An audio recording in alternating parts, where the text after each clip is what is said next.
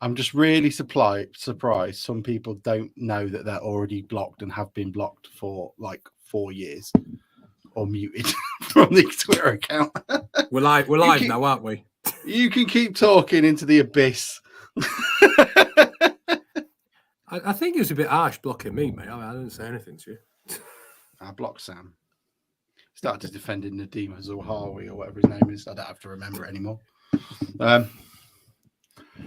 Can I tell Sam? Share our exciting news, or shall I wait till after the credits? No, tell us. He's not here yet. Well, you broke it, didn't you? That we had a very exciting message this morning from Talk Sport, wanting a representative from the podcast on at 8:20 this evening. So we chatted about it in the WhatsApp group. It was very exciting, and it was decided that Sam couldn't make the full pod, wasn't it? That because he didn't have time, but he had a few minutes to talk to Talk Sport. Is that right?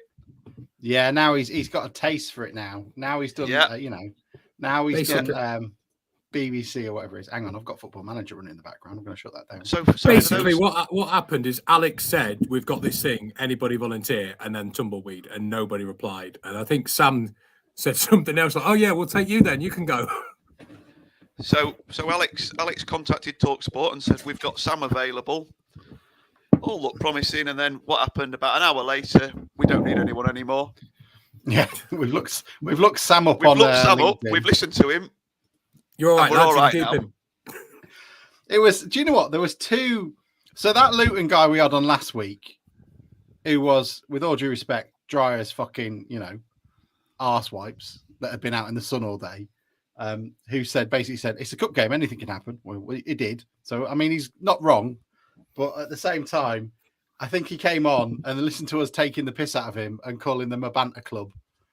And then thought they were the one that reached out to us and said, "Oh, can you do something on our podcast?" And I'll do it. I'm not bothered. But they never came back to us again. And then after that, another Luton one. Where are these? Hang on. What are they called?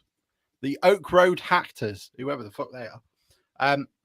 Says, "Oh, can you write something for our preview?" So I said, "Yeah, I'll do it. I'll take 20 minutes, 30 minutes out of my day." Sent them it. "Oh yeah, we'll credit you when you put it up." They haven't even fucking put it up. Was it that bad? Luton are so up their own arse. Well, I mean, I did think when he was on last week, and you spent the first 2 minutes saying how shit his town is where he's from. Well, us shitholes have got to stick together. I don't know what he's going wrong with. Maybe we're just shit. And I got the cold shoulder from Radio 1 beside yesterday just to finish off our positive week. That's because I rang them up, and I'm ever so sorry when we finally got the number of when we could get internet in Luton. I'm ever so sorry, sir. We've already got 2 Grimsby fans waiting, and we've got 10 minutes of Paul Hurst to squeeze in. It's like you're not getting a 10-minute interview out of Paul Hurst. I can tell you. I can talk about stuff that Paul Hurst won't talk about. No, not. I'll show you things you've never seen before. Yeah, that's why you're not interested. So that was that. I won't be ringing them again. Did Sam do the fans panel as well, or did they not do that in the end? Was that before or after? I think they ring you afterwards. I don't like doing it anymore because Matt D makes me wait in the car for 20 minutes because you're not allowed to be driving when you're on it. We were in Wetherspoons. We were in Wetherspoons and we all met up, me, Sam and Mike and plenty of other town fans, to be fair. It was pretty busy, Mike, by the end, wasn't it? It was, yeah. Sam slipped off quite early, but yeah, me and Bruce were there. He went to see his auntie or something. He'd had a message from Conservative Party HQ. We've got to sack one. Abort. Yeah, so he went off to meet up with some family, but a bit of youth of today, though. He wouldn't even. I walked up to him. I haven't seen him for a little while, and got a good handshake off Mike. Good evening, Adam. Got a good handshake off Mike. The youngster kept his hand in his pocket, and then he gave me the most limp-wristed handshake I've ever had in my life. You nearly got more off me, Bruce. 23 years old, and don't even shake someone's hand when he greets them. But he's sweating palm Tories. Mate. I was going in for a hug. There wasn't coming back though, was it? No hug. Hello, Simon. Come on, say hello, everyone. I want to say hello to everybody. So, hi, Simon. Put a message in. Hi, Simon, I'm really sorry. I honestly didn't bank you. I'm really socially awkward at town games when I go, and everyone's really kind about the podcast, and I don't know what to say. I'll tell you what I got yesterday. You know Grim Tim that's on Twitter? Oh, yeah. He came up to me and said he recognised me off Twitter. And he loves the On This Day account. But I thought the most recent picture I had was Alan Buckley. Hello, So Andrew. God help me. Bruce, Alan Buckley. So, I can Evening, see where John. they've made the mistakes. Yeah, my hair's getting a bit like his now, to be fair. A bit. Evening, But, square-eyed. Is Sam coming on? I thought he was coming on this. Oh, no, he's not coming on. No. He's busy. No. He's busy. Yeah. He can't spare us an hour. He can spare us 10 minutes to go on TalkSport, but not an hour on the pod. I did Deleting something his on internet Talk- history. I did something Yeah. on TalkSport. What Clear was that it? cash. Jonathan Ross's brother. Who's that? Paul Ross. Paul Ross.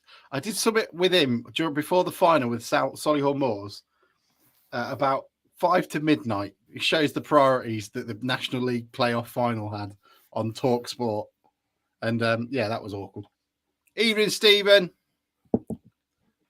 He used to host Big Brother. Didn't he host Big Brother for a bit after it was good and then it was not so good? No, Stephen didn't host Big Brother.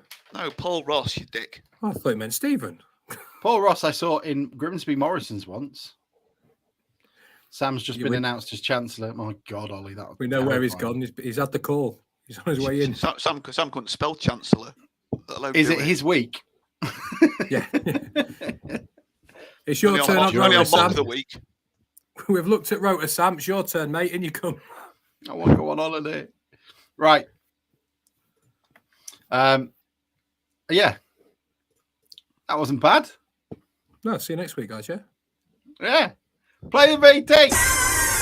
Open wide for some soccer! And now the shipping forecast issued by the Met Office on behalf of the Maritime and Coast Guard Agency at 1130. Go! At 1130.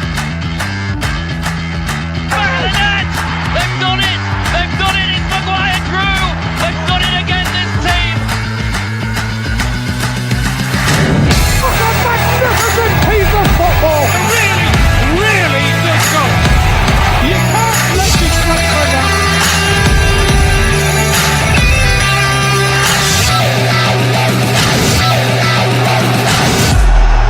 Grimsby are heading back to the Football League. Love it.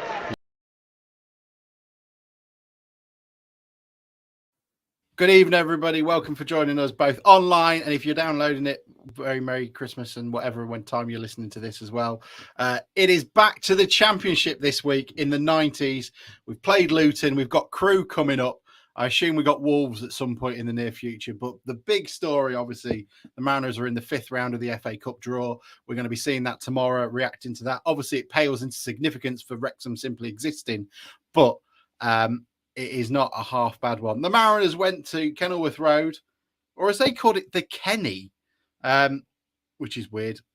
They went to, we went not expecting much, not expecting anything. Everyone a bit down in the dumps.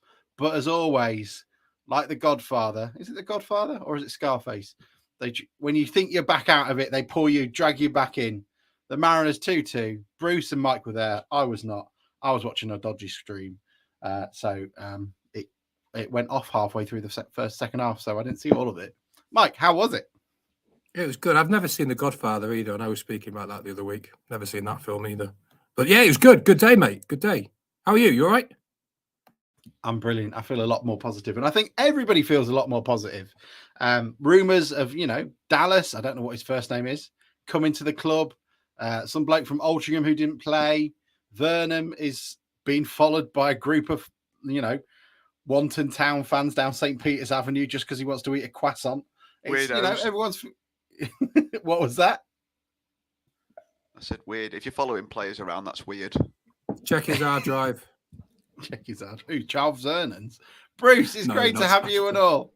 How are you? Thanks, mate. I'm all good, thank you. Yeah. I had a good day yesterday. It was my first away game for a while for reasons previously given, i.e. lack of effort. But it was good. Good to catch up with the old faces and some new ones. And it was a good day all round. The journey down wasn't too bad. We got there, getting in the pub early, avoids transport chaos. We were down there nice and early, 12 o'clock, missed all that accident, no problems, sat in traffic. We were absolutely fine.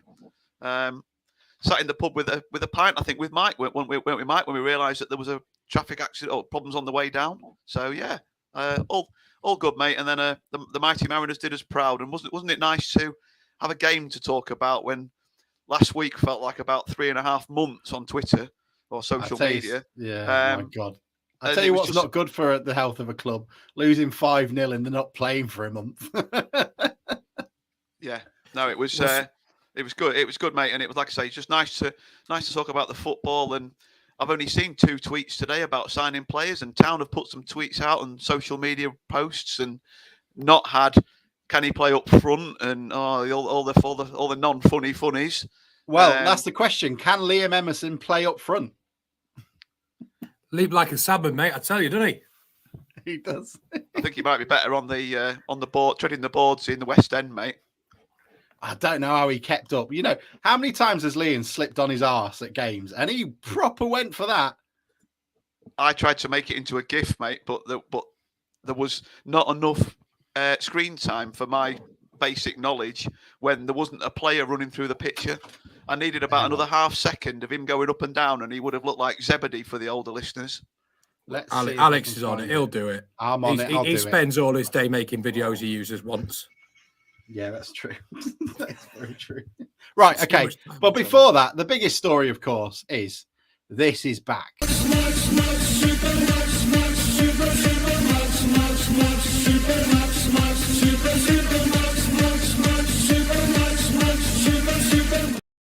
It's back. The shithousing is back. He's brilliant again. He can save stuff. He's taking the piss out of them. He's living in every Luton fan's head rent free.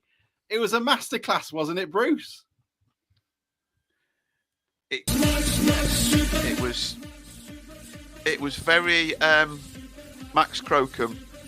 And even after he'd been booked, though, he took a couple of liberties, and you're thinking, "Oh, fuck's sake, we're going to get sent off here." Like, oh no! I had to laugh, Bruce, because he just when he got booked, he was stood there and he was like going to the ref. Well, I'm not going to kick it until you book me. Like, I'm waiting for you to come and book me before I'm going to kick it. Well, at least the one positive was we did say that if he got sent off in stoppage time, we had plenty of substitutions left. Well, apparently someone did put a comment out, which is, you know, bordering on negative, when they said they were listening to the commentary, and I think it was like 78 minutes in. It's like, this is rather odd. The Grimsby Town haven't made that many substitutions. It's like, you don't know the half of it, lad. 0. But I have to say, we were a little concerned. My little posse were chatting during the game, and we did sort of think that a few players started to look tired, and then looked at the bench and thought, realistically, the only one that he's probably going to be comfortable bringing on for more than about 2 minutes is probably Green. You know, the rest of them, I don't think he would have. Obviously Sean Pearson was on there. You could have brought him on at the back, but actually, you know, I don't think Essel was only ever going to be the 6th sub, wasn't he? He was never going to bring him on in a month of Sundays. I mean, he must have been nervous on the bench. But I mean, it was the first half. I thought we rode our luck pretty well. It felt like everything was going Luton's way. There was even a point in which we cleared the ball. It looked like it was rolling out for a goal kick. I think it hit the corner flag and stayed in play. And then they whipped it back in again. It just felt like everything was falling to them. And I mean, that might just be the sign of a superior team, but we rode it well. And then Gavin Holohan said, fuck it, and shot from about 45 yards out. Or I think he was stood next to Bruce when he had the shot. And then all from that, he leapt like a salmon. I mean, I think you're right. In the first half, we rode our luck, but I don't think they did too dangerous. I think they had a lot of the ball, but it was in front of our sort of defensive block, and it was more balls coming in the box from what I remember. I mean, I must say I'm really impressed there. Number 11, he knew what he was doing, moving across defenders and causing all sorts of trouble. So it was a bit lucky. The ball just didn't fall right for him in the first half, but I think we were compact enough, and we held our own, kept us shape. You know, as your Houlihan, you'd rather that first one goes in than the header, wouldn't you? But I was a bit surprised the header actually went in. It looked like a bit of a long way out and not much power in it, but it's one of those that went in. So I thought Wardsfull had got a touch on it because he was covering that post to try and make sure it went in. And I was worried. I thought that was going to get done for offside. I thought it was an assist. I didn't know it'd gone all the way in. It just took forever to go in. So I thought somebody's put something on that on the way past. But yeah, we just saw a guy blow the whistle, ref. We'll take the 1-0. We just saw Bring a guy. all the Parslows. We just saw a guy head it. We just saw somebody head it, and we just assumed with the way he jumped that, because you couldn't see very well from where we were, just assumed it was Waterfall heading it back across the goal, and we thought the guy had, like, a bit like Mike says, we thought the guy at the far post had tapped it in, sort of headed it back across the goal. It was only today when I realised that it was Holohan's header. But I just thought, going back to what Mike said about the first half, I thought what they did do was they were very sharp and athletic. And I thought that they won all the second balls, or a lot of the second balls, and they didn't. Crocombe came for quite a lot of crosses, and they maybe put quite a few balls too close to him. But they were just really sharp, and you could see that they were very sort of athletic and a bit quick. Particularly in the first half. But yeah, we sort of grew into the game, didn't we? Well, I think they didn't do enough in the first half, and they did it an awful lot better in the second half. In the second half, they moved the ball really, really quick from their left wing to their right wing, and I think that got us in a bit of trouble. And Glennon ended up being 1-on-1 with a winger because of how we were set up. We couldn't double up. So second half, they were moving it across a lot quicker and getting that overload on the wing and getting more crosses in and beating Glennon and getting into the box to cut it back. So we rode our luck an awful lot with that, but they didn't do that. They tried to do it in the first half. I don't think they did it as well. But they looked really dangerous in the second half when they did that. But other than that, it was difficult to see really what's going on. I was right at the front row, so you can't depth perception. I tell you, I thought we'd scored 3 or 4. It was probably at the halfway line, the ball. It's quite some interesting messages coming in. Kevin Broughton said that the first shot Luton had on target was their penalty. And Andrew Niles says, according to BBC first half stats, we'd had 4 shots on target and Luton had none. So by the sounds of it, Luton were lucky to just go in 1-0 behind. But it wasn't a bad start. And then the penalty. And from what I could see from my end, never a penalty in a month of Sundays. Town's terrible referees continues. And they slotted away. I don't know what you guys... I mean, Paul Hurst thought it was a penalty, but he was actually slightly surprised. He thought it was a free kick to begin with because it was so close to the edge of the area. But, hey, didn't touch him. It was terrible, wasn't it? I don't know what you guys saw, actually, so I don't know why I'm saying. Yeah, it was terrible. You can see from 80 miles away. I saw no, but I'm a Town fan, so it was never a penalty. But looking back on the replays, I don't think it's a penalty. I can see why Paul might think it was, because I think Morris moves his foot away at the last minute and the player's looking for it a little bit. The referee's bought it. I don't think it's a penalty, but, you know, they get given. I think, interestingly, I think there was a free kick in the build-up. I mean, their centre-forward gave Waterfall a right push in the back, which the referee didn't notice. Maybe if we're a little bit clever, Waterfall could have gone down for that. But, yeah, ref bought it. I don't think it's too outrageous a dive or anything. I just don't think it's a penalty. It was a dive. It's a dive. He went down like Tom Daly off a springboard. It was horrendous. I mean, but the thing is, they'll keep doing it if they get rewarded for it. So, you know, it's a shame that stuff is not sort of retrospectively punished. That's what VAR should be used for. Yeah, he pulled his leg away, and like you say, the guy went over thinking that was where his leg would be, and the ref went, "Oh, look, the Luton player's fallen over in their penalty in Grimsby's penalty area." Yeah, there you go, lads. Off you go. Hang on, I said it wasn't a penalty. Don't start. I said it wasn't a penalty. Yeah, no, he dived, Alex, but he won the penalty, so his team will be happy. And to be fair, we would be if it was the other way around. We would be, wouldn't we? So, yeah, shit, but. A lot of grief for Paul Mullin for some reason at the moment. I mean, Sophie Bray said on Twitter something along the lines of every time you see Paul Mullin have a dive, you've got to have a shot. So you'd be very hammered by the end of it. The show Splash was filmed in the show Splash. Ollie, what's the Splash? What show? It's an ITV one where they do the diving off diving boards. Well, obviously dive off diving boards, but it's another fact for you there, fact fans. I assume he was talking about some sort of niche program that we don't watch. Basically, loads of people that are like minor celebrities stand at the top of a diving board and dive off. Well, Nadeem Zahawi's needs to do something, so you know he's got something he can do. I'm nearly done with this GIF. Bruce, and then it'll be up on the Twitters. I can think of some celebrities where you get them off the top board and just empty the pool first. Oh, go on then. Let's be controversial. Who would you put? No comment. Paul Linwood. Dave fucking Challoner. Dave fucking Challoner. Celebrity?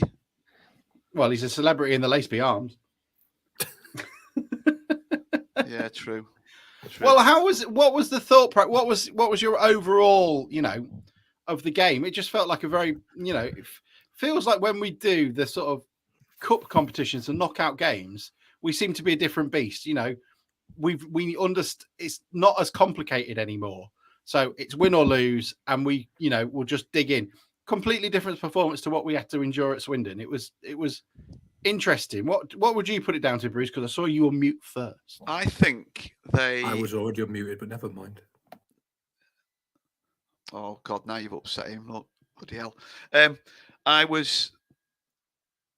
I think that although I said that they closed us down quickly, I'm going to sort of be a little bit sort of hypocritical, if you like, or whatever now. But I think those teams that play at the higher level give us a little bit more time occasionally than we get in League Two. They're not quite up and at in your face all the time, and they use the full width of the pitch, like Mike was saying yesterday. So that there are pockets of space to be had, and I just think that we thrive on that. Somebody joked yesterday, we're a better League One side than we are in League Two, and I think that's sort of nail on the head. I think it's the way that these teams play, that they want to play themselves a little bit, and they'll let you play a little bit more. There were quite a lot of free kicks yesterday, but probably not as many as we would normally get in a League Two game. That we get a lot of free kicks in our games, and it's stop and start, and I think yesterday suited the likes of Alex Hunt, back in the team. All right, not everything was perfect, but he's progressive, looking to get the ball forward. And I just thought, and Stephen's just said on there, which I was just going to say, why we've not been playing, or we've all said since McAtee came back, he doesn't look the same player. Whether he's not 100% fit, or he's just not got his form back, or he's playing better players, or whatever. Why we've not tried him playing one side off Horsey, because Horsey ran his socks off yesterday, and a little bit in the Taylor mould. He didn't win everything in the air, but when he did win it, he didn't give it away. He didn't lose it. And that's what we've been crying out for. We've realised that Ryan Taylor, with the lack of an out-and-out goal scorer that we've got, that needs to bring other players into play, we've not got that, or we have got that, but we've not been able to get him in the team. There's a really interesting thing, and let's put this out. So John Lewis says we play as a team without McAtee, and there was GTFC Fanalytics. If you don't follow them on Twitter, do so, because they bring out all the stats that everybody else does that none of us would have the time, patience, or intelligence to be able to do, and shows that with Taylor in the squad, we win 75% of the time this season. With McAtee in the squad, we win 25% of the time and lose 75% of the time. That is a damning statistic on what was our key player last season, and that I found surprising. I don't know what about you guys. I'm just throwing it at you now, but I was really surprised. Bruce put his hand up, Mike. He was being polite. Go fuck yourself. Mike, can you just mute? Mike, can you just mute, please, while I'm talking? Would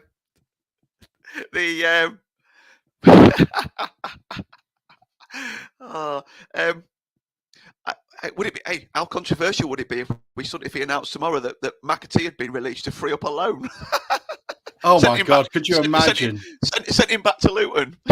Well, okay. Here's the question, Bruce. You could only keep one. Who would you keep? Brendan Kiernan or McAtee? Bloody hell! And that's surprising. Oh no, that's not that. That's not. McAtee. Bloody hell, McAtee, I think. But he's got to be. He's got to have the right this players is what happens around him. when we let Mike on mute. What were you going to say, Mike? Calmed and controlled. It's not let me have a think about it. It's McAtee all day long, isn't it? But he's got to have the right players around him. We've seen, we look lost with him. That was it. With him as the pivotal player down the middle. We've said for a few weeks. I think this isn't I don't think this is anything against McAtee. I think we look better when we're a team that plays three in midfield, and I think we look more solid. And if you have McAtee in the team, you can't do that. So you're picking a team around him to some extent. So I think maybe it is a case of we go for what's best for everybody and not just what's best for McAtee. And I think yesterday what you saw is we are a team that is quite solid, got a lot of guts. You know, we'll have a go and we'll stick at it. And I think you'll see we're a team that's a lot better when we haven't got the ball for a longer period of time.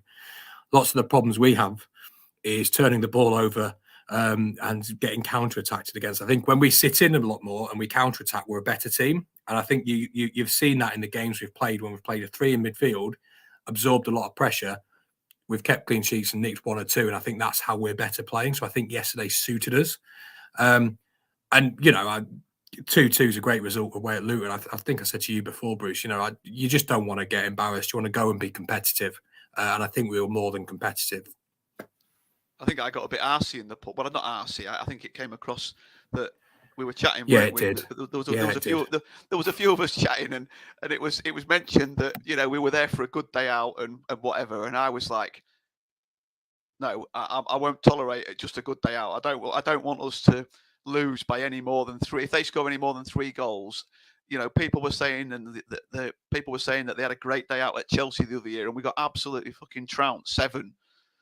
And it was like, that's embarrassing. That's not a good day out. I get that. I get that the youngsters had never been to Stamford Bridge or they'd never seen us at big grounds, but it was embarrassing. And I just got the feeling that what I didn't want people to get in the mindset was that we can go to Luton and it doesn't matter if we lose 4 or 5 because they're in the Championship and we're in League 2, and that's the point. That's the point I was trying to make. Though?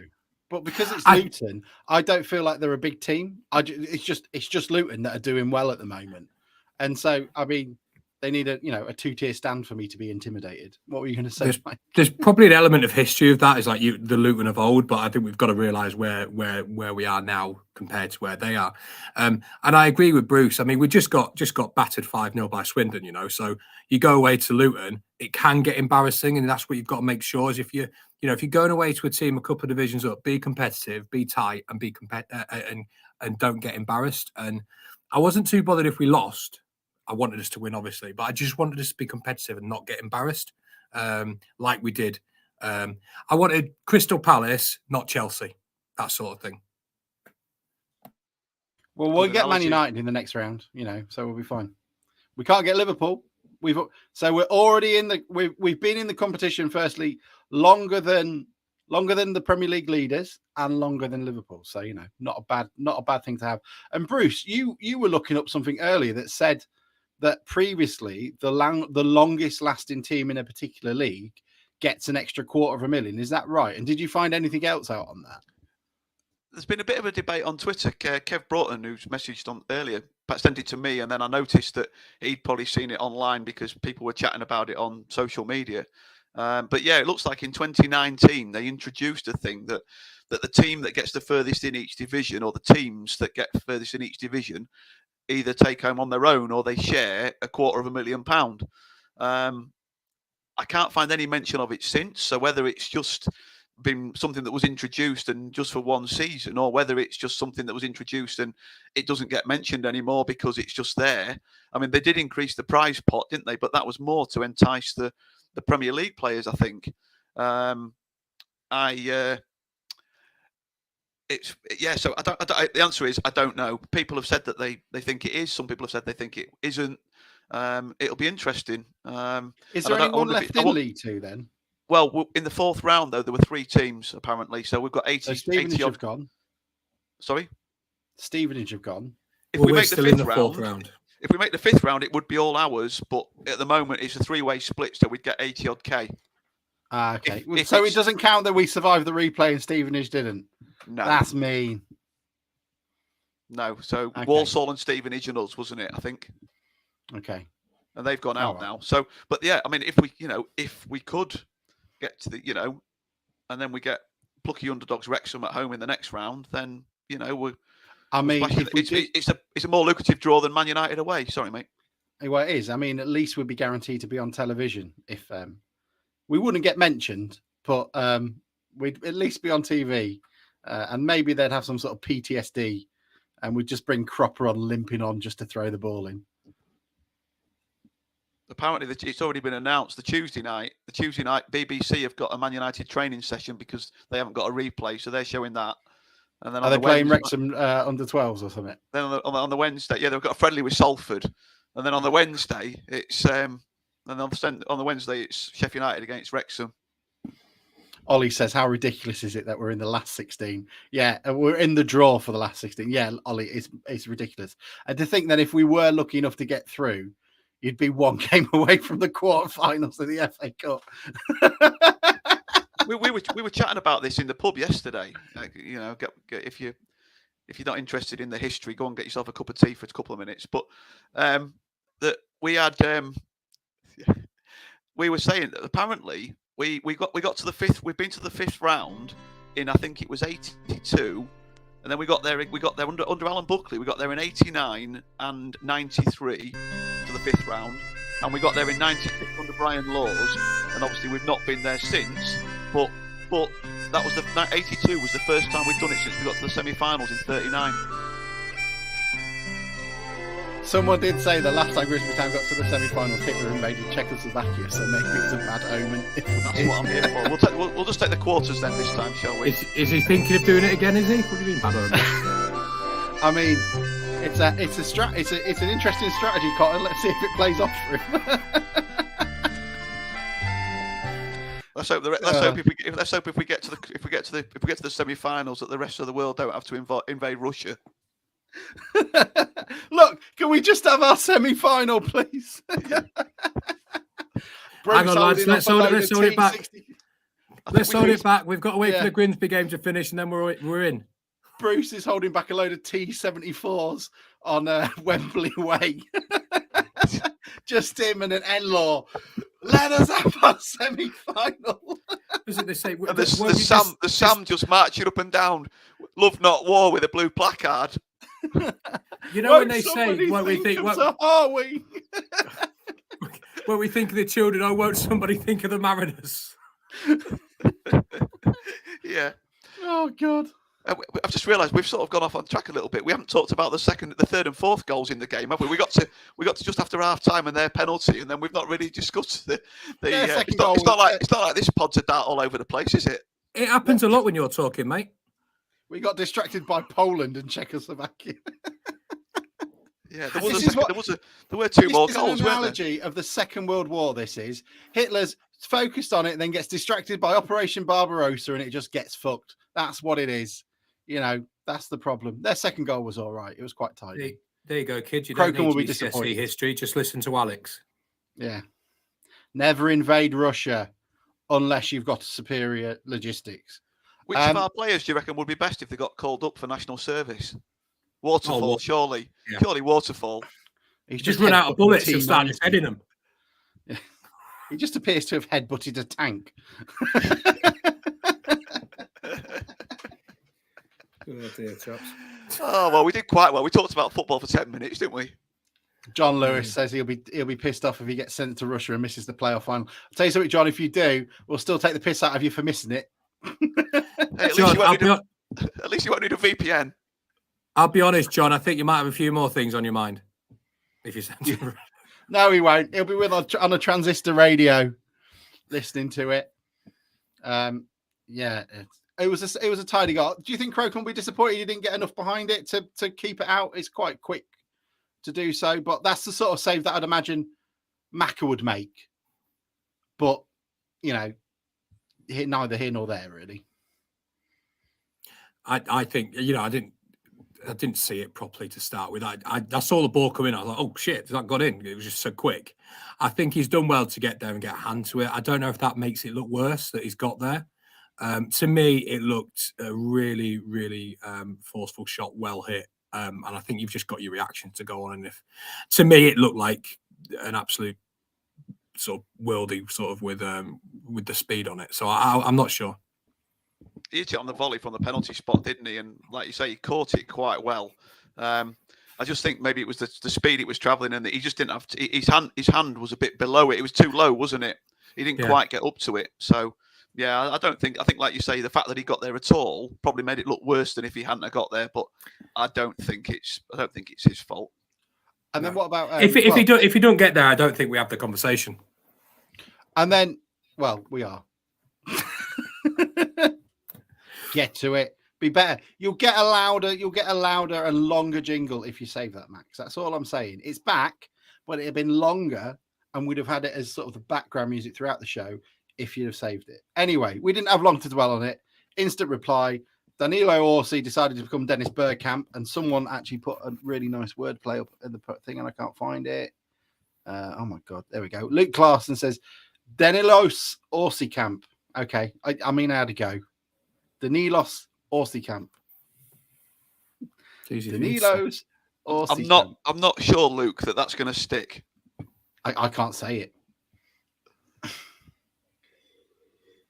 But it was a decent. Are you not going to say anything? It was a beautiful little flick. That was incredible. Oh, it was brilliant. It was lovely. It was, and what was even better is the way it sort of went behind their guy, so we could literally. We had a great view of that. I think looking at your pictures, Mike, you had probably quite a good view of that as well. And he just like the defender sort of just turned to go back into his own penalty area, and the ball just sort of went behind his back, and he just couldn't do anything. And when it ran through to Clifton. I couldn't see it hit the bottom of the corner. I just saw the fans go up and the net move a little bit, and that was it because of the view we had. Everyone was stood up. Nobody sat down all game. It's vengeance for us for having the Osmond and putting fans in it, I think. Yeah, no, it was absolutely fine. I mean, I prefer to stand up anyway, but the I couldn't see it properly, but it was a bit. It was good finish, but it could have for everyone's sort of heart rate. He could have put it a little bit further away from the keeper. It looked like it sort of went through the keeper, but he was so close. But it was great yesterday. Just the thing with Orsi was that we don't seem to have done lately was we were getting players running on past him, which is what we're supposed to do with that formation, into the box. You know, there was a few times that obviously Holohan got in the box on a couple of occasions. Clifton, I mean, we'll come on to the Orsi's other bit of good play, another bit of good play in a minute. But Holohan got in the box. Hunt got onto the edge of the box and in the box yesterday. Harry was in the box yesterday, and I don't think we've been doing that in recent weeks. Not regularly, but yeah, it was a lovely thing and a lovely finish. And isn't it great when you score straight after conceding and the opposition look absolutely crestfallen? And I think it knocked them for 6. And I'd probably be surprised if we'd have got back into it if they'd have had 5 minutes after scoring without us scoring again. You know, we thought we were probably done then. And but the players didn't, thank God. Yeah, can I just say, for people listening to this and not watching, you do not know what you are missing. You are getting such a good show if you're watching this live. Bruce, put your legs away for Christ's sake, mate.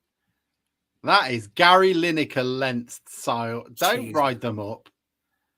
Do those pants come? Do those wide fronts? Do they come in shorts as well? Do they? These are. It's a nice little new. It's my Christmas Are present. They Maisie's? The Christmas present. Which year? I'm not wearing the socks. 87. Yeah. No, I'm not wearing the socks, but I'm dressed for a podcast. But the problem is, I like to get comfy, and you shouldn't be able to see. Says Luke. Yeah, you shouldn't be able to see my legs. Don't do that, Bruce. Hang on. Let me just hang on. No. Right. Yeah. For the sake. I've never seen them. Right? I've never seen them. I mean, it's Claire cobwebs up there, mate. Claire says that I have the camera on the cobwebs down there and all. Claire says I have the camera on the wrong bit. Look there we go. Look, there's all the pictures there. Look, let me just turn the monitor around a little bit. There, look. She says you've got all this nice stuff on the wall, and all you can see is your bloody bookshop. There we go. I can move my legs about to my heart's content. Look. You certainly can. DN35 after dark, says Ben Bristow. My God. It is dark in there, I'll tell you that, Ben. Bloody hell. I don't think I've got any sort of sexually charged music. Let's have epic. Oh no, Falling in Love, that'll do.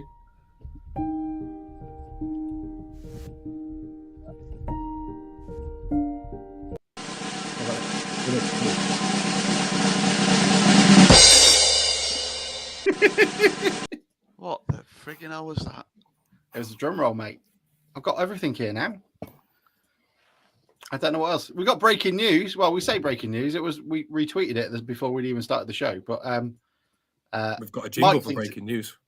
we do have a jingle for breaking news. So, former town transfer Matt Pollock has just gone to Aberdeen on loan, and Max Wright has gone on loan to Halifax with Manny. So if we're not playing, go watch Halifax instead.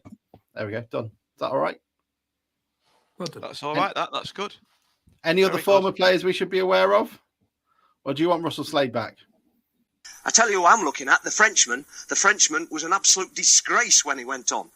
I tell you who I'm looking at, the Frenchman. The Frenchman was an absolute disgrace when he went on. There we go. Is there a reason you've got that plays twice every time you do it? No, I just I always miss the beginning of it, so I let it play twice. It just loops. It doesn't sound that loud in my ears, so that's the problem, Ollie. I know you say it's a bit loud. I don't know. Yeah. I'm going back to what Bruce was saying, talking about the game. Are we going to talk about the football? Wacky idea, mate, isn't it? I know. But I think he's quite right. I think if we hadn't have hit back quite soon, maybe not that soon, I would have got a little bit worried about them getting a third and a fourth, as we maybe invariably opened up more to try and get an equaliser. Because they were causing us a lot of problems when we were trying to sit back and hold on to a draw. So I think he's quite right there. I think that flick from Danilo was fantastic. I was right in line with it. With the best views. It was such a good touch. And I think you're being a bit harsh on Harry there, Bruce. I think he took it away quite nicely from where I was. Yeah, Bruce, you jag. Oh, it was a fantastic finish. Yeah, top bins. And then I guess, 2-2. Some Luton fans were saying they were surprised that we were doing all the shithousery and time wasting when it felt like we were in the ascendancy and should have been, we had them on the ropes. What were your thoughts on that? When was the last time we played 9 minutes of stoppage time? It felt like that in Playoff final. That was just I Stroking think I had about half a pint while we was in stoppage time at the playoff final. Just before not allowed to drink in the stands. Before you were talking about the shithousery, you were in the wedding. I just thought, have you seen the chance back that Harry had? I sound like I'm picking on him. It was a great chance, wasn't it? Orsey did brilliantly. Orsey did absolutely brilliantly again. And to be fair, how long's he under contract for? I'm a bit concerned someone might snap him up. Who, Harry? Luton might come in for no Orsey. I mean, we might get a cheeky bid, $250,000 bid from Luton for Orsey in the next couple of days. But somebody mentioned Bromley, didn't they? In a week. Bromley. Orsey's here till 24. Are you sure they didn't say Brum? Maybe I meant Birmingham. He's here till 2024, Bruce. That's all right then. So at least we should get a decent transfer fee for him. No, I thought the chance that Harry had was actually quite a good one, and he just unfortunately didn't quite connect with it, because that would have been brilliant in about the 97th minute.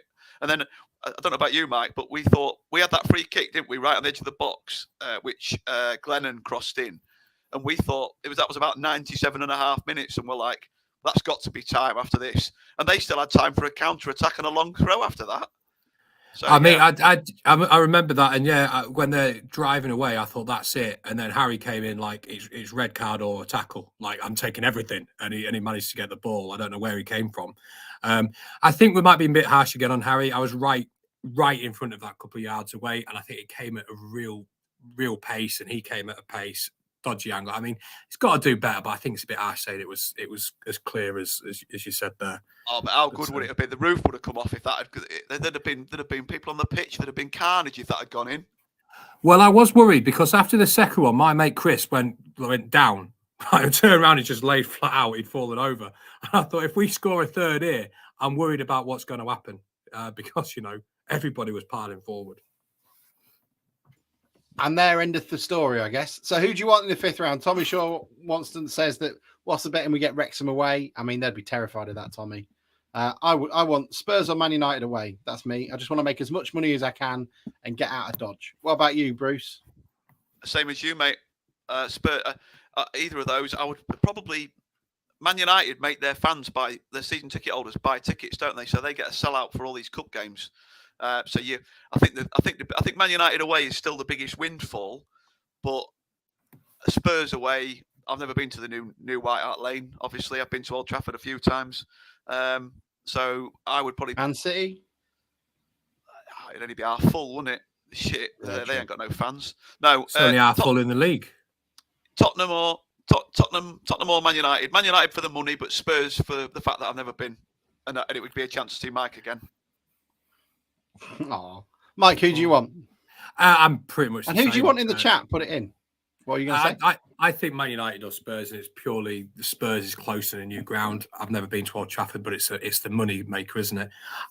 I'm just very apprehensive. On Monday, we're going to Man United away, and then people are going to forget we've got to beat Luton to get there. And I just think how, is it going to be so close, but yet so Davey as well then, yeah. There, and then we can't, we just fall one step away from it. So I don't really care because I want to beat Luton first and then worry about it afterwards. And it's ridiculous to think, isn't it? Like, I'm trying to look back, and that win against West Ham and then going to Chelsea, Bruce, you remember it as well. Like, there was such a buzz about all that, wasn't there? And we were a championship team that we used to play in the, we'd only played Chelsea sort of 10, 15 years before it. And it took, 10 years before it as in the league. And to think sort of the difference now when everyone's still going, well, Hurst isn't doing amazing. Like, it's incredible, isn't it? In terms of we're going to be in the 5th round of the FA Cup. And that's something that I've seen once in my time supporting Town. If we do it, I'm a bit like both of you. I'd rather not know the draw till after a week on Tuesday, because the Town fan in you says exactly what Mike's just said, that the other year, but we didn't know about it the other year, but didn't somebody that beat us go on to play Man United away or something in one of the cups? It's always the case, isn't it? That's always the way of it. But this year, we would know that it was that close, and it had not happened. You know what I mean? But having said that, though, you imagine if we did get a potential, if we pull Wrexham away out next week tomorrow night, then the interest levels are not going to be so great. But do you remember in the old days, when you used to have to get vouchers, if you weren't a season ticket holder, you'd have to go to the game before. Yeah. There was it was brilliant for the club because it guaranteed them like a sellout or a decent crowd. The game, so like, if you want a ticket for, Man United, you get about 9,000. I think we'd probably sell out Man United. I think we'd sell out if we got 8,000 or 9,000 at Man U. We took 7,000 to Anfield the other year, or 7,500.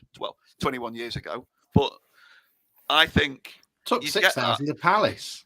Yeah, that's right. You think? Yeah, I think that's right. Up north, we'd do that. So you imagine what the interest levels would be. Just suddenly how many people would jump in the car and go to Crewe on Saturday because, they just the buzz was about. And you look back to last week, and I was just thinking earlier, that half of Twitter was in meltdown because we hadn't signed Salah, and it was like, and then you go yesterday and missed out on him. You go yesterday and the game, and and it was just like so nice to be at a game and not to be. We all just have too much time on our hands, don't we? Look at our WhatsApp for the podcast. We're all sat there at work and we're messaging each other. And and I don't know about you lot. I'm not messaging anyone. No, we're not. If my employer's working I don't know about you lot. What are you talking about? There's posts appearing on social media that there's a lot of people that are able to access their phones and stuff at work, and I think we just have too much time available sometimes, and we all think too much. So when you go to the game, it all naturally unfolds in front of you. So you've got that to, that, and that's what you're talking about. Like today, people have been talking about the game, and like I say, I've only seen one or two. Oh, we signed a forward yet? Have you noticed this, Mike? Bruce is playing the long game here. What he's trying to do is he's trying to like cut us out of the queue for when the tickets go on sale for Man United. That's what he's trying to do. We'll have to be working then. We can't, take a day off to go up and get tickets. But no one's getting married, Bruce. I just want to. I'll probably be getting divorced if Town go too far in the cup. But we no, it's just I just think that the draw tomorrow could be brilliant and give the place a real buzz. And you've got to go to the next home game, whoever that's against now, because you need a ticket for the next game, and so on and so forth. And by next Saturday, we've had a great result yesterday. By next Saturday, you bring a couple of players in, and we've got O'Neill to look at properly with 11 men, a couple of new signings, and all of a sudden the doom and gloom's lifted and the playoff push is on again. What I would say about Wrexham, although it probably wouldn't be the team you'd want, it's one that's definitely going to be on TV because it's the lowest 2 ranked teams. And also, you've got a better chance than you would have had at getting into the quarterfinals. I think Wrexham's probably going to be the best shot you've got at getting into the quarterfinals. And you imagine if you got into the quarterfinals of the FA Cup. So I don't think it'd be all bad if we beat Luton and we drew Wrexham at home or something. Yeah, at home tie would be if you can't pull one of the big boys, you want to be back at home again, don't you? Because we're absolutely brilliant at home. And I guess then, so we got about 10 minutes left. We got a couple of days before the transfer window shuts. Rumours abound about who we're bringing in. I think they're becoming more concrete than they were before. Hartlepool's local Telegraph up there said that us and them, well, I mean, they won't be reporting on Swindon, will they? Are in for Andrew Dallas. Is it Andrew Dallas? Have I got to work out? Yeah. Debbie. From Solihull. Debbie Dallas. Behave. And grow up. That's the wrong theme tune for that one, Mike. And then... all right. Yeah, so him... Malarkey from Altrincham, who didn't play at the weekend, and then Vernon is still a rumour that's going around. And from what we know, pretty much the same as it was in the summer. As long as Lincoln bring in the player they need, which is a striker or a winger, then he can come out at least on loan. But there might be an opportunity to buy him as well. But so that's what we've got. I don't know what you guys. I think if we get those 3, and then you get 2 random loanees we've never heard of, I think that's a jolly good transfer window, don't you? Yeah, I think so. I mean, I know I've been ultra positive. I had a bit of a wobble in the week. Purely, I think I expected at least something more to be done. We brought Mikey O'Neill in, but I thought we needed more than that by now. However, we've been lucky; we've not had the games to play, so it doesn't really matter. A little bit more settled now after yesterday, and you're hearing and seeing what you do. I don't think it's for a lack of trying. I don't think it's for a lack of funding. I don't think it's trying to do things on the cheap. I think it's just waiting for the right things to fall. As well, I sort of, I think I fell into a little bit of people saying this team's going to be in trouble. Well, we've lost some quantity, but I don't think we've lost any quality. There's none of those players that have played, that have gone, that have played regularly, other than Kiernan. And for the last few weeks, we've been saying we needed better than that anyway. So I think our defence and our midfield and our goalkeeper, I think they're good quality that is not going to get us into trouble. I think if we can add some more numbers and a little bit more quality further up the pitch, I think we'll be more than all right. I would like to have seen things done a lot earlier. I think if we bring Malarkey in, that covers a centre-back and a right-back position, which I think we need, because we've only got a Fetty that's an out-and-out right-back, so I think that would be good. I think you need to bring in 2 wingers and possibly 1 or 2 up front. I think with the 2 loanee spots, you're going to be doing those younger players coming just to bulk you up a little bit. But yeah, if we got 3 or 4 in through the door over the next few days, especially if one's Vernon and one's Dallas and one's Malarkey, I'll be more than happy with that. Thankfully, it looks like yesterday's calmed a few people down. We're not shite. We're not great, but we're not shite. So I think you look at the team. Yes, we didn't have we didn't have the numbers yesterday, but if you'd have put McAtee and O'Neill in that team yesterday, who were cup tied, who were only going to be missing for the cup games, then behind them, it's really the out wide. It's the wide attacking players that we really need. We can even cope without bringing in a right back for me. If he wants the perfect squad, then yes, but it's the attacking players, and I would be amazed if we don't sign 2 or 3 players. But don't forget, we've now lost Khan for up to sort of 6 weeks, which is going to take us middle of March. Has that maybe been announced now?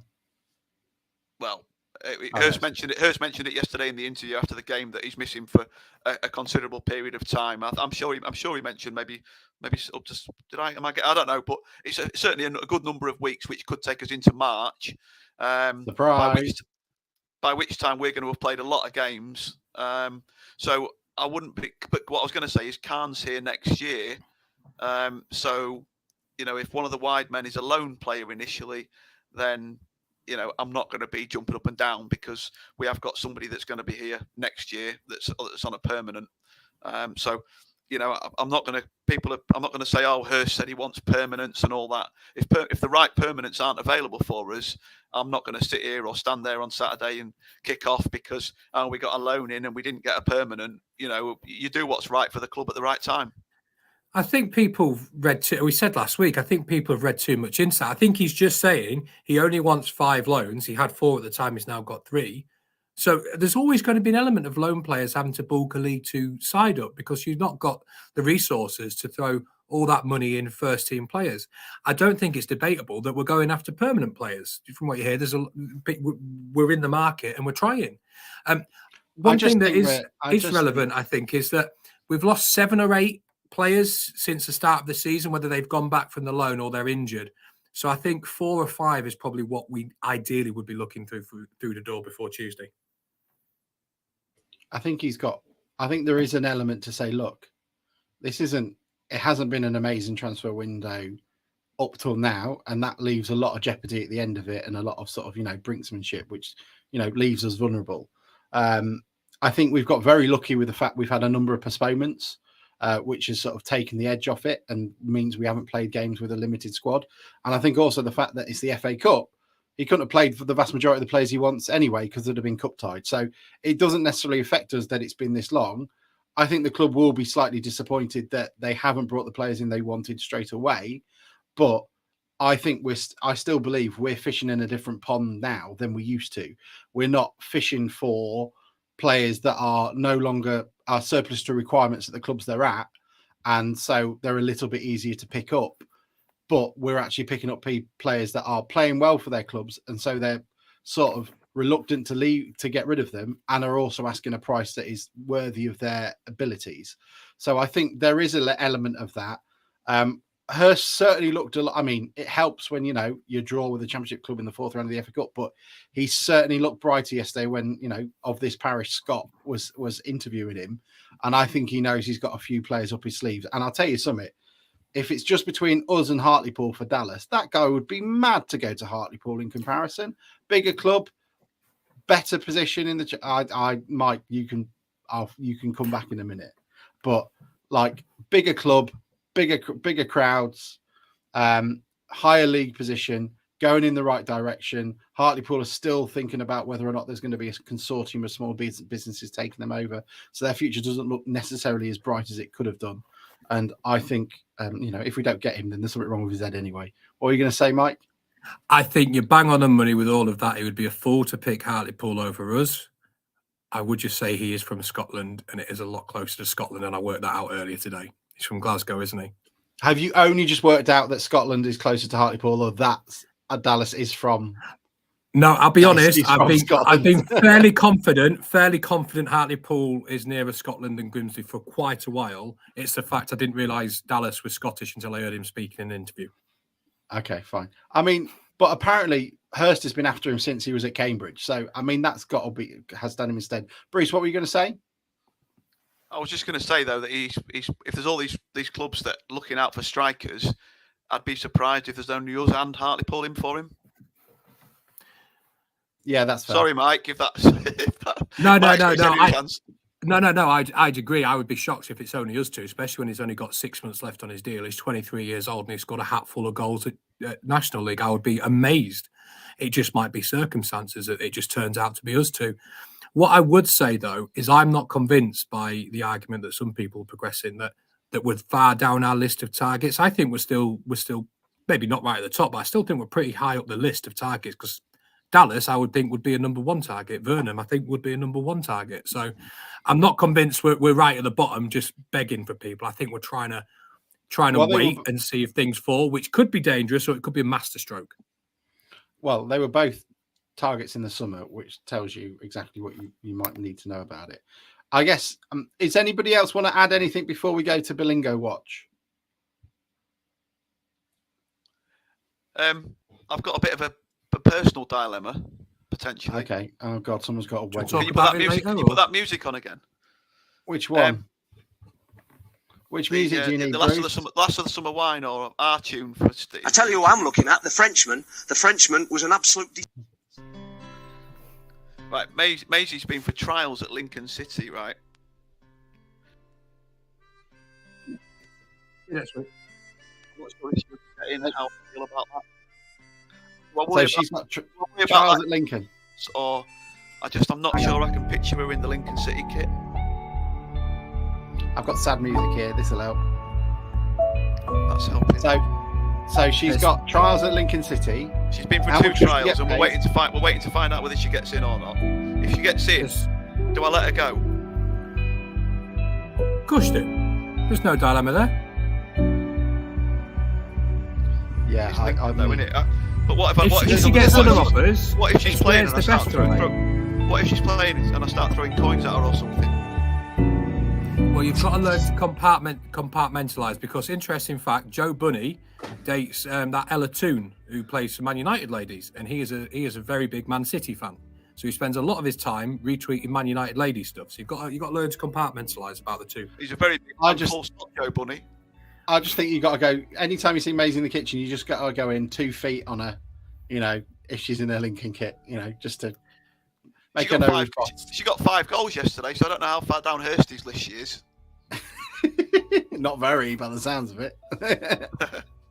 I'll let you know if he gets in touch. I'll put it in the group first before we share it publicly. Yeah, but Bruce, it means that you can be there telling Vernon exactly what he needs to do, and you can check how his Bilingo's doing, what mileage he's got on his clock.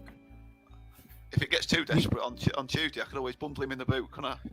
I'm slightly worried. Go on. You can let her go and play for Lincoln, but she doesn't have to live with you, so you can kick her out. Yeah, there's plenty of orphanages in Lincoln. Yeah, it'll be fine. Thanks for that, lads. I appreciate that. There must be some decent ones. Okay, my turn for Dilemma Corner. So on Tuesday, during deadline day, I have a very posh black tie dinner at work to go to with about 1,000 people, and I get very drunk at this thing, and I don't know if I can do the Twitter space. Well, not legally. Can me and Bruce run the Twitter for a day? Yeah, of course you can. You've all got the login. Yeah, but you're more funny. I'm more funny. Yeah. 1,000 people. Who's paying for this? They do. Oh, that's what. So it's not us British public. No. Do you want me to find out how much it is a seat? Hang on. Why, we're coming? We could all do it live. We could do it live. I saw Jack yesterday at the game as well. He was about half a mile away, but I still saw him. Yeah. It is 500 quid a ticket. What? Nah, you're all right, mate. You leave it. Imagine you pay 500 quid a ticket and you get sat next to me at a table. I went to Spain for 3 days for 3 nights for 300 quid. But you didn't get to sit next to Alex at breakfast, though, did you? No. That's the thing. It was not breakfast. Tell you something, it was awful. It was this. They did some bits at the Grosvenor. 500 quid? Yeah. 500 quid. Where is it? Fucking Butlins. Grosvenor. The Grosvenor Hotel. How many nights are you staying? Just the one. That's you do get to stay overnight, do you? No, that's the dinner. That you just pay for the dinner. 500 quid. Yeah. What are you eating? I love this. This is such a Grimsby response. It's a Yorkshire response as well, mate. I'll be honest with you. What are you eating? People moan that McMenemy's is expensive for fish and chips. 500 quid. 500 quid, and you get to sit next to me. You couldn't pay me 500 quid to sit next to you. It's not the Grosvenor in Humberston. No, Andrew, sorry. 500. Oh, I love it. So, like, what is the food? What is the event? Like, is it just literally you're all going there and just like having a buffet and going home? No, it's like a proper Is there a speaker or something? Yeah, there's speakers. So it's 3-course meal, and you'll have a speaker. So last year we had Rory Bremner, which was quite good. Well, and then we had. rate, isn't he? He's not bad. It was £500. And then who else did we have? And the woman before that was head of MI6 for a time during September 11th and stuff. Well, for she's like not 5 very years. good as she tells you, then, is she? Well, Is that Judi Dench? That's why she's no look. It wasn't Judi Dench, no. That's why she's no longer MI6. She just walks around saying, "I'm the head of MI6." She told us that she was she flew on a false passport on September 12th, which was quite funny. I bet she told, yeah. She comes out with all sorts, doesn't she? I bet you only have to do your gig once and then you can retire. No, I don't pay it. But yeah, so yeah. Who's this year then? I don't know. It's kept secret till the end. I'll tell you I'll tell you when I'll jump on the Twitter space hammered when we've signed Dallas and Vernon, and I'll be like 6 bottles of wine in, and then I'll tell you who the speaker was. And we're going to have a chat now if we do the Twitter space about who's doing it. So we need somebody that can talk aimlessly and fill, because I can't do that and Bruce can't do that. Sam can do that. I'm lost for words now. I'm not going to be able to speak by Tuesday. I can't spec. I'll send you the link, Bruce, so you can have a quick look at it. Spec. Where is it? Where have I put it? Have I lost it? Hang on. This is the end of the show. Can anyone? How are you feeling now? Because I was like Mike. I was wobbling a bit last week. I thought we were a little bit down in the dumps, a little bit aimless. But that it's amazing what a decent performance does for you. I would have been. I think whoever's sponsoring your meal that sent me round the corner. I think whoever's sponsoring your meal needs to sponsor Town. Get rid of my energy. If they've got that much money, £500. A table of 12. Don't leak it. A table of 12 is £5,600. Right, if we have a whip round, could you send the pod to it? No, we're not. Fucking hell, God, could you imagine? At table 12, we've got the N35. Sat next to it's sat next to like some MP of Gloucestershire. Just be outside in the car. Forest Green as shit, aren't they? On the way home, Bruce just falls into a bush. Yeah, exactly. I bet there's some posh bushes at the bloody Grosvenor for £500. Yeah. It'll be fun. That there, London, get anything. Because we're in London, isn't it? Yeah. What's the fucking difference? I bet there's some people that do with the reds buried in bushes by the end of the night, I'll tell you. Well, hey, he's here all week. No comment. Yeah, so there we go. So I'm quite. That's my dilemma. So I don't know how I'm going to. What's an emotive sponsor? I don't know. Where's it? Sure, it's not immoral. You don't mean immoral, do you? No, it says an emotive sponsor. I don't know if I'm allowed to say what it is. It's Alex, the ones that. It's the ones. No, it's the ones that go on your arm. Where is it at? Where's it say emotive sponsor? What sponsorship? And then it's one of the sponsorships, mate. Oh right, okay, yeah. I don't know. What is it? I'll ask. Sponsor? I will ask tomorrow, and I'll find out for you what it means. We're sponsors, but we really care about you. No one from Crewe. I'm going to buy a ticket on the credit card. I want to come to this. Get two, Bruce. I'll PayPal you some money down. Bruce, just wait till about 11 o'clock at night. They'll all be so hammered. No one will be checking the guest list. Just wander in. No one from Crewe on tonight. No, Simon, I'm really sorry. I forgot to get in touch with Steve. Steve was the gentleman who was on that was trying to do a really good job while Bruce was falling in a bush. So he might have not. He's a bit like Luton fans. They don't want to be associated with us again. Sizzler he's on the list with the Crawley lad. He's on the list from the Crawley. Yeah. Well, he wasn't. It's COVID secure. Don't worry, Alex. On Tuesday, it's COVID secure. You'll be fine, mate. Why did I send you this? Yeah, I'd love to see you eat a steak through a fucking face mask. I'll tell you something though. So we had a steak last time, and they only gave me a butter knife, and it was not, it was not a good cut of beef. I'd like the old cow for £500.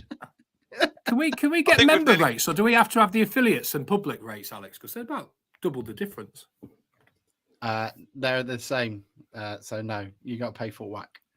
I'm not doing that then. You're on your own, mate. I'm sorry, mate. I'm going to have a word with them. I'm going to give Karen a ring in a minute. See if I can get in as your guest or Claire. Right. Okay, everybody. Thank you all for joining us. If you want to get involved, Tuesday, Alex. If you want to get involved, just email Claire Parson. No.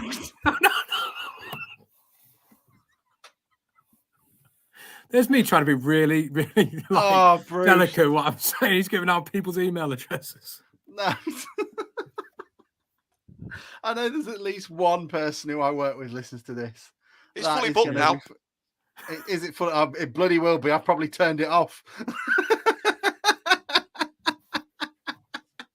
Anyway, I'm going to that. I'm going to miss the transfer deadline day, I imagine, and I'll jump on the thing being hammered. So, yeah, that'll be fun. What if we don't sign anybody? You might be free on. You might be free on Tuesday night now. I might be free every day. Oh. Right. Thank you, everybody. If anybody does have a job, please do feel free to email us at the podcast or drop us a DM, and I'll come and work for you because I won't be going in on Monday. Yeah. Brilliant. Right. I'm doing the papers on Tuesday for BBC Radio Humberside as well. So I'm going to have loads of time to prep for that. So if you want to listen to that on the breakfast show. Is that the I'd local rather you papers? do it on Wednesday. Oh my God. Could you imagine? I'm Is still that going to the be local panicking papers? anyway. Yeah, well, no, it's just, reading the papers. You've got to pick out interesting stories. So if anyone does find an interest, not from the Daily Star, if anybody does find any interesting stories, please do send them to me because it's a bloody hard work trying to find something remotely interesting that doesn't involve death and destruction. I do find myself looking at the obituary section of the Telegraph quite regularly now. That doesn't surprise me. Is it still as big as it used to be? I used to quite enjoy reading that bit. Oh, there's loads of people dying nowadays, mate. I tell you. It's not what it used to be.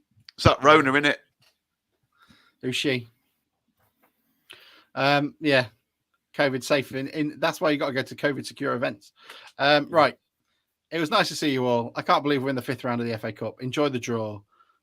When do we play the replay? Is it We're not in the 5th round. We're in the hats. We're in the hats. That's it. When do Seventh, we play the replay? Seventh. Okay. I might come up for that. I might try and organise it. Well, you'll have time. Well, that's true. I'll have plenty of time on the books. I might need to be saving my pennies. You might have to. You might have to crowdfund it. Yeah. I might have to be crowdfunding my bloody wages at this rate. Right. Okay, gentlemen, it was a pleasure to see you all. Luke Clarkson says he's found it. Brilliant. Right, so I shall see you all very shortly. Mike, it's been a pleasure. Thank you. See you, mate. Good to see you. And Bruce, it's been a pleasure as well. Cheers, mate. Thank you. We're in the FA Cup. Still. You didn't even play my new jingle. No, We'll save it. We'll save it for Sam. That's what. Do you know what? I loaded all this up early, and I was wondering why I was doing it, and I couldn't remember. And now I know. We'll save it. We'll save it for another time. Yeah, because it was brilliant. See you all soon. Toodle. Open wide for some soccer! And now the shipping forecast issued by the Met Office on behalf of the Maritime and Coast Guard Agency at 1130. Go! At 1130. Back of the net! They've done it! They've done it! It's Maguire Crewe! They've done it again, this team! What a magnificent piece of football! Really, really good goal. You can't let this one go down.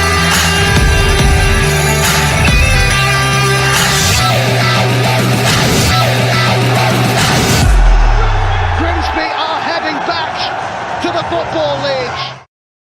Love it.